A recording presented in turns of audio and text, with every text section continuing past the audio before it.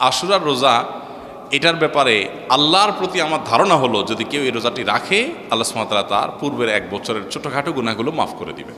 আগামী শুক্রবার আমাদের দেশের হিসাবে আমাদের হচ্ছে আশুরা, ২৬ তারিখ আমাদের, এই ২৬ তারিখ আমাদের জন্য আশুরা। সুতরাং আমরা চাইলে বৃহস্পতি শুক্র 2 দিন আমরা সিয়াম পালন করতে পারি, 25 এবং 26, অথবা 26 এবং 27। এখন প্রশ্ন উঠতে পারে যে শুক্রবার রোজা রাখা তো হাদিসে নিষেধ আছে। আশুরার রোজাটা আমরা কোন দিন রাখবো, 9 তারিখ নাকি 10 তারিখ? আর এই দিনে হযরত হোসাইন রাদিয়াল্লাহু তাআলা আনহু কারবালার ময়দানে শাহাদত বরণ করেছিলেন। এবার আসেন বর্জনীয় কি, যে কাজগুলো আপনি করবেন না। এই জন্য আশুরার রোজা কয়টা রাখতে হবে? নবী করিম সাল্লাল্লাহু আলাইহি ওয়াসাল্লাম বলেছেন, সিয়ামু ইয়াউমি আশুরা আহতাসিবু আলাল্লাহি আন ইউকাফিরাস সানাতাল্লাতী ক্বাবলাহা। আশুরার রোজা, এটার ব্যাপারে আল্লাহর প্রতি আমার ধারণা হলো যদি কেউ এই রোজাটি রাখে, আল্লাহ সুবহানাহু ওয়া তাআলা তার পূর্বের এক বছরের ছোটোখাটো গুনাহগুলো মাফ করে দিবেন। বান্দার হক বান্দার কাছ থেকে মাফ নিতে হবে, কবিরা গুনাহ তওবা করতে হবে, ছোটোখাটো গুনাহগুলো এই আমলের মাধ্যমে আল্লাহ সুবহানাহু ওয়া তাআলা মাফ করে দিবেন। এছাড়া আশুরার রোজার আরেকটা বিশেষ ফজিলতের দিক হলো, রমজানের রোজা ফরজ হওয়ার আগে, এমনকি হিজরতেরও আগে নবী করিম সাল্লাল্লাহু আলাইহি সাল্লাম মক্কা যখন ছিলেন, কুরাইশরা আশুরার রোজা রাখত। বছরে একটা রোজাই ছিল রমজান রোজা ফরজ হওয়ার আগে, সেটা হলো এই আশুরা। এবং নবী করিম সাল্লাল্লাহু আলাইহি সাল্লামও সে রোজা রাখতেন। মদিনায় আসার পর তিনি ইহুদিদেরকে দেখেছেন যে তারা আশুরার রোজা রাখে। অতএব তাদের রোজা রাখা দেখে নবী সাল্লাল্লাহু আলাইহি সাল্লাম জিজ্ঞাসা করলেন, তোমরা রোজা কেন রাখো? তারা বললো, এই দিনে মুসা আলাইহিস সালামকে আল্লাহ সুবহানাহু ওয়া তাআলা বিজয় দিয়েছেন, সেজন্য আমরা তার প্রতি শুকরিয়া আদায় করে রোজা রাখি, আশুরার রোজা।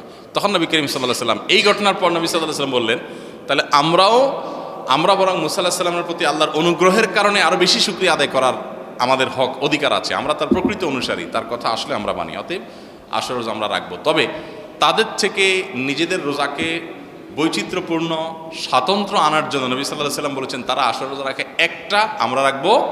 কারণ নবী সাল্লাল্লাহু আলাইহি সাল্লাম তার জীবনের শেষ বছর বলেছিলেন যে আমি যদি পরবর্তী বছর বেঁচে থাকি তাহলে লা সুমান্নাত তাসিআ ওয়াল আশির, তাহলে মুহররমের 9 এবং 10 এই 2 দিন রোজা রাখতাম। এই জন্য আশুরার রোজা কয়টা রাখতে হবে? 2টা রাখা হলো সুন্নাত, আর সেই 2টা রোজা 9 এবং 10। এখন প্রশ্ন উঠতে পারে যে শুক্রবার রোজা রাখা তো হাদিসে নিষেধ আছে। এর উত্তর হলো যে শুক্রবারকে শুক্রবার হিসেবে রোজা রাখা নিষেধ, কিন্তু শুক্রবারে অন্য কোনো অকেশন এসে পড়লে, রমজান মাস শুক্রবারে পড়লে আপনি রোজা রাখবেন না। অতএব সেই হিসাবে আশুরার রোজার অংশ হিসেবে আপনি রাখতে পারেন। তাহলে এই বছর আশুরার রোজা 9, 10 অথবা 10, 11, তবে 9, 10 রাখাটা অধিকতর উত্তম, সে রোজা রাখবো। আল্লাহ সুবহানাহু ওয়া তাআলা আমাদেরকে আমলের তৌফিক দান করুন। মুহররম মাসের সবচেয়ে দামি আমল কোনটি? মুহররম মাসের সবচেয়ে দামি আমল, মুহররম মাসের একমাত্র রুটিন আমল হলো বেশি বেশি নফল রোজা রাখা, মানে বিশেষ আমল এই মাস উপলক্ষে। অতএব নফল রোজা বিশেষ করে রাখবেন, যে যতটুকু পান, এটাই মাসের আমল। প্রিয় ভাইরা, আশুরার যে মাস তথা মুহররম, এটা আল্লাহ রাব্বুল আলামিনের কাছে অনেক সম্মানিত একটা মাস। আল্লাহ এই একটা মাসের ব্যাপারে রাসূলুল্লাহ সাল্লাল্লাহু আলাইহি ওয়াসাল্লামের দ্বারা বলিয়েছেন, শাহরুল্লাহিল মুহররম, এটা আল্লাহর মাস।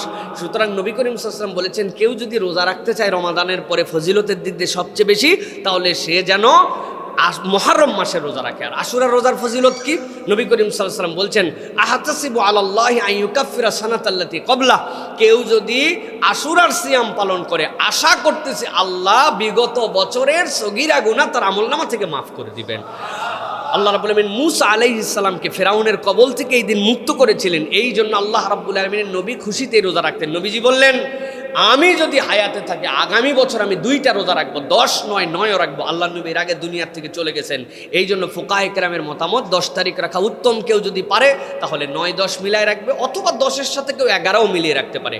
আগামী শুক্রবার আমাদের দেশের হিসাবে আমাদের হচ্ছে আশুরা, সম্ভবত 26 তারিখ, না 26 তারিখ আমাদের, এই 26 তারিখ আমাদের জন্য আশুরা। সুতরাং আমরা চাইলে বৃহস্পতি শুক্র 2 দিন আমরা সিয়াম পালন করতে পারি, 25 এবং 26, অথবা 26 এবং 27। এটা আমাদের জন্য গুরুত্বপূর্ণ।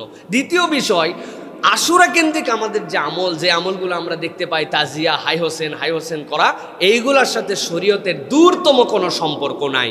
অনেক ফজিলতের কথা শুনবেন, নূহ আলাইহিস সালামের মুক্তির দিন এইটা, তারপরে হচ্ছে সুলাইমান আলাইহিস সালামের এইটা, দাউদ আলাইহিস সালামের এইটা, একটাও হাদিস দ্বারা সাবেত নয়। একটা সাবেত ফেরাউনের কবল থেকে আল্লাহর বলেন মুসাকে মুক্ত করে দিয়েছিলেন। সুতরাং এইটা আর এই দিনে হযরত হোসাইন রাদিয়াল্লাহু তাআলা আনহু কারবালার ময়দানে শাহাদত বরণ করেছিলেন। এইটা আশুরায় নবী করিম সাল্লাল্লাহু আলাইহি ওয়াসাল্লামের ফজিলত বলার অনেক পরে। সুতরাং এটার সাথে আশুরার মুহররমের যেই সকল কার্যকলাপ করে হোসাইন রাদিয়াল্লাহু তাআলাকে উল্টা প্রশ্নবিদ্ধ করা হচ্ছে, তিনি ছিলেন আহলে বাইত, তিনি রাসূল সাল্লাল্লাহু আলাইহি ওয়াসাল্লামের দৌহিত্র, তিনি হচ্ছেন সাইয়্যিদা শাবাব আহলিল জান্নাহ, জান্নাতের যুবকদের লিডার। তার ব্যাপারে গান বাজনা বাদ্য উতাল পাতাল কাজ যেগুলোর সাথে শরীয়তের সম্পর্ক নাই, আপনি হয়তো ভালোবাসার জন্য প্রকাশ করতেছেন, কিন্তু এই ভালোবাসা আপনার শরীয়তের মানদণ্ডে উত্তীর্ণ না হলে এইটা কখনো গ্রহণযোগ্য হতে পারে না।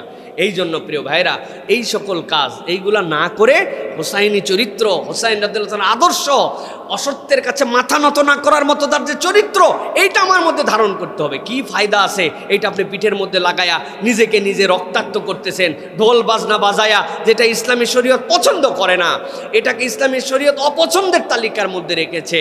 সুতরাং আপনি সেটা করতেছেন। এগুলার সাথে আশুরার কোনো সম্পর্ক নেই। আশুরার আমল যদি কেউ করতে চায় এই মাসে অধিক রোজা রাখেন, আশুরার দিনে 9 এবং 10 আপনি রোজা রাখেন, আর হযরত হোসাইন রাদিয়াল্লাহু তাআলা আনহুর যে আদর্শ, সে আদর্শ, সে সুন্নাহ, সেইটা ধারণ করেন। আহলে বাইতের প্রতি মহাব্বত, আহলে বাইতের প্রতি ভালোবাসা, এইটাকে আপনি প্রকাশ করেন। হোসাইনের রাদিয়াল্লাহু তাআলার বিপক্ষে যারা কাজ করেছিল, যে চরিত্র তাদের ছিল, এই চরিত্র যেন সমাজের মধ্যে প্রতিষ্ঠিত হতে না পারে, এর পক্ষে আপনি অবস্থান গ্রহণ করেন। এটাই আপনার কাজ। সুতরাং এই ঢোল বাদ্য বাজে কাজ, এইগুলোর সাথে শরীয়তের সম্পর্ক নাই। আল্লাহ আমাদেরকে বোঝার তৌফিক দান করুন। আল্লাহর নবী বললেন, আশুরার রোজা সম্পর্কে আমি আল্লাহর কাছে আশা রাখি, যে ব্যক্তি আশুরার রোজা রাখবে আল্লাহ রাব্বুল আলামিন তার পূর্বের 1 বছরের জীবনের গুনাহ খাতাগুলি মাফ করে দেবে। কয় বছরের? গত 1 বছরে যা গুনাহ করেছেন ধুয়ে মুছে আল্লাহ তাআলা সাফ করে দেবে। সুবহানাল্লাহ। কোন দিন? যে আশুরার রোজা রাখবে। ও কলিজার টুকরা ভাইরা আমার, এখন আপনারা প্রশ্ন করবেন, হুজুর আশুরার রোজাটা আমরা কোন দিন রাখবো? 9 তারিখ নাকি 10 তারিখ? 10 তারিখ। কয় তারিখ? আশুরা মানে হচ্ছে 10 তারিখ রোজা রাখবেন। ইয়াহুদিরা যেহেতু একটা রাখতো, নবীজি বলছেন যে না, ইয়াহুদির সাথে সামঞ্জস্য না করে তোমরা একটা বাড়ায় নাও, আগে একটা মিলায় নাও অথবা পরে একটা মিলায় নাও, তাহলে কয়টা হয়ে যায়? 2টা। হয় 9-10 রাখেন অথবা 10-11 রাখেন। এটা আমার নবীর কথা। তাহলে আশুরার যে আমল 1 নাম্বার হচ্ছে, আশুরার আমলের 1 নাম্বার কাজ হচ্ছে এই মানে আশুরাতে আমরা রোজা রাখবো। সবাই আজকে নিয়ত করে ফেলি, জোরে বলি ইনশাআল্লাহ। এবার আসেন 2 নাম্বার কি? নফল রোজা বেশি বেশি করা। 3 নাম্বার তাওবা ইস্তিগফার বেশি বেশি করা। আস্তাগফিরুল্লাহ আস্তাগফিরুল্লাহ আস্তাগফিরুল্লাহাল্লাযী লা ইলাহা ইল্লা হুয়াল হাইয়ুল কাইয়্যুম। যত নবী আম্বিয়া আলাইহিমুস সালাতু ওয়াস সালামদের উম্মতকে আল্লাহ রাব্বুল আলামিন এই মাসে মাফ করেছেন। ইউনুস নবীকে মাছের পেট থেকে আল্লাহ রাব্বুল আলামিন নাজাত দিয়েছেন। মুসা নবীকে আবার আল্লাহ রাব্বুল আলামিন ওই ফিরআউনের দলের সামনে থেকে মুক্ত করেছেন, নাজাত দিয়েছেন। আপনি যখন আল্লাহর কাছে বলবেন, আল্লাহ জীবনে অনেক গুনাহ করেছি মাহবুদ, তুমি ছাড়া কেউ নাই যে গুনাহগুলো আমার মাফ করবে। ও আল্লাহ, যদি এখন মাফ না করো, আমার যদি মওত হয়ে যায়, তাহলে আমার জাহান্নামে যাইতে হবে। ও মাহবুদ, তুমি আমার মাফ করে দাও, ক্ষমা করে দাও। আল্লাহ, তুমি ছাড়া কোনো মাহবুদ নাই, তুমি ছাড়া মালিক নাই, তুমি ছাড়া কোনো খালেক নাই। এইভাবে যখন তওবা ইস্তিগফার করবেন, সাইয়্যিদুল ইস্তিগফার করবেন, আর বারবার আল্লাহর কাছে বলবেন, আমার আল্লাহ রাব্বুল আলামিন আপনার জীবনের গুনাহ খাতাগুলি মাফ করে দিবেন। জোরে বলেন সুবহানাল্লাহ। 3 নাম্বার কাজ কি মনে আছে তো? কি করতে হবে? তওবা ইস্তিগফার বেশি করতে হবে। সবাই বলেন ইনশাআল্লাহ। 4 নাম্বার কি? কোরআন তেলাওয়াত বৃদ্ধি করেন এই মুহররম মাসে। কি করা? কোরআন তেলাওয়াত বৃদ্ধি করা। সবাই মনোযোগ দিই, কোরআন তেলাওয়াতটা বৃদ্ধি করবেন এই মুহররম মাসে। শুধু তেলাওয়াত করে না, একটু বুঝে তেলাওয়াত করার চেষ্টা করবেন ইনশাআল্লাহ। বলেন। এরপরে 5 নাম্বার দান সাদাকা করবেন। 6 নাম্বার আত্মসমালোচনা এবং নতুন হিজরি বছরের জন্য কিছু কর্ম পরিকল্পনা করবেন। কর্ম পরিকল্পনা মানে কি? যে 1 বছর যা হওয়ার হয়েছে, সামনের 1 বছর আমার 1 ওয়াক্ত নামাজ আমি ছাড়বো না ইনশাআল্লাহ। বলেন। সামনের 1 বছর আমি কোনো নফল রোজা ছাড়বো না ইনশাআল্লাহ।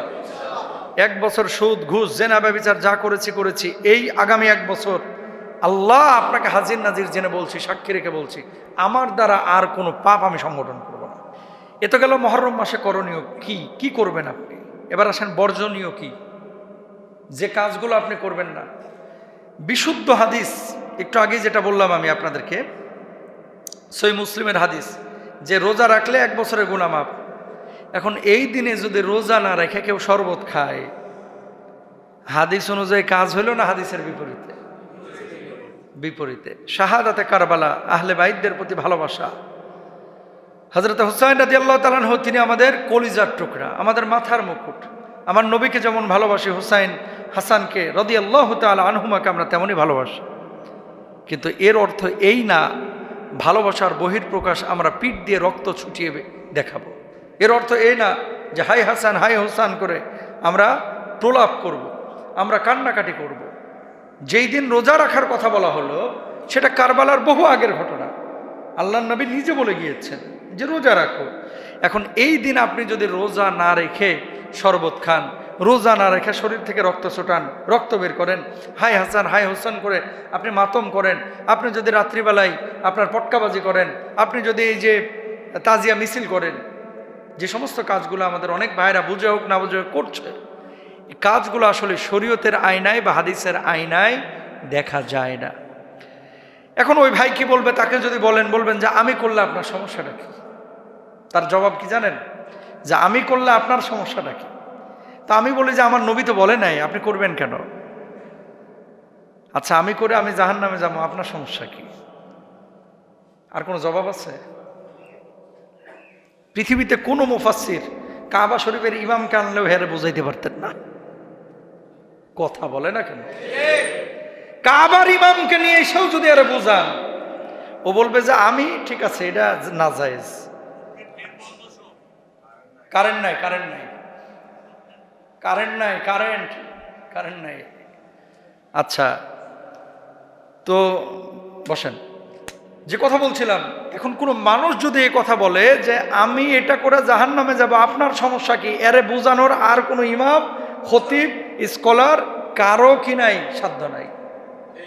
আর এ হচ্ছে পৃথিবীর সবচেয়ে বড় গোমরা মানুষ। কথা বলেন ঠিক কিনা? শুনেন, আপনি ভুলে জেনা করে ফেলেছেন, মদ খেয়ে ফেলছেন, হারাম করে ফেলেছেন, কিন্তু মনে মনে আপনার ভাব হচ্ছে ইস পাপটা করা আমার উচিত হইল না, ইস ভুলটা আমি করে ফেললাম। পাপ করার পরে যার হৃদয়ে এরকম আঘাত আসে, ও কপালওয়ালা, কারণ ওর জন্য তওবার দরজা খোলা আছে। কথা বলেন সুবহানাল্লাহ। ওর জন্য কিসের দরজা খোলা আছে? তওবার দরজা। কারণ টুডে টুমরো, আজ হোক কাল হোক, সে কিন্তু ব্যাক করবে। কিছু মানুষ আছে যারা পাপকে পাপই মনে করে না। ধরেন জেনা করছেন, আবার প্ল্যান করতেছে, যাক আজকে করছে, আগামী বৃহস্পতিবার আবার করবো। নাউজুবিল্লাহ বলেন না? মদ খাইতেছে, আবার 2 দিন পরে খাবো না। নাউজুবিল্লাহ বলেন। ভাই এই 2 দিনের মধ্যে তোমার মৌত হয়ে গেলে তুমি কাফের বেঈমানের মতো মরলা, ঠিক না? এই জন্য এমন কোনো কাজ করা যাবে না। এই দিনে আমরা তাজিয়া মিছিল করব না, এ আশুরার দিনে আমরা শরবত খাবো না, আমরা রোজা রাখবো। এ আশুরার দিনে আহলে বাইতদের জন্য আমরা দোয়া করব। এ আশুরার দিনে আমরা মিছিল মিটিং করব না। এ আশুরার দিনে আমরা মানুষকে কষ্ট দিব না, কোনো অপচয় করব না, নিজেদেরকেও কষ্ট দিব না। এই যে রক্ত বের করা, আল্লাহ বলছে ওয়ালা তুলকু, কারখার হয়ে যাবে। বেয়াদব তারপরও বেয়াদবি করেছিল। ঠিক 1-1.5 মাসের মাথায় আল্লাহর কি লীলা, আল্লাহর কি পরিকল্পনা, মাত্র কয়েকদিনের মাথায় ওই জালেমের মাথায় এইভাবে শত্রুরা কেটে তারপরে ফুটবলের মতো লাথ্থায় ওটারে ঝুলায় রাখছিল। আল্লাহু আকবার। আমার নবী যেই কপালে চুমু দিয়েছে, সেই কপালে তারা আঘাত করেছে। আবার নবী যেই ঘাড়ের ওপরে চুমু দিয়েছে, সেই ঘাটটার উপরে তারা ছুরি চালিয়েছে। আমার নবী যেই হুসাইনের কপালে চুমু দিয়েছে, সেই কপালে তারা লাথি মেরেছে। আমার নবী যেই হুসাইনের গলায় চুমু দিয়েছে, সেই গলার উপরে ছুরি চালিয়েছে।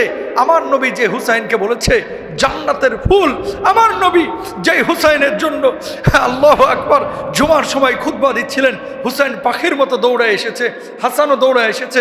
নবীজি খুতবা বন্ধ করে হুসাইনের কপালে চুমু দিয়েছে, হাসানের কপালে চুমু দিয়েছে, আদর করে দিয়েছে। সেই হাসানকে, সেই হুসাইনকে এই জালেমরা, এই বেঈমানরা, এই কাফেররা এইভাবে আঘাত করলো। আল্লাহ রাব্বুল আলামিন এর পরক্ষণেই আল্লাহ সুবহানাহু ওয়া তাআলা এদের বিচার এমনভাবে করেছিলেন, দুনিয়াতেও লাঞ্ছিত হয়েছে, আর আখেরাতে যে কি লাঞ্ছিত হবে এটা তো বলার কোনো অপেক্ষা রাখে না, ঠিক কিনা?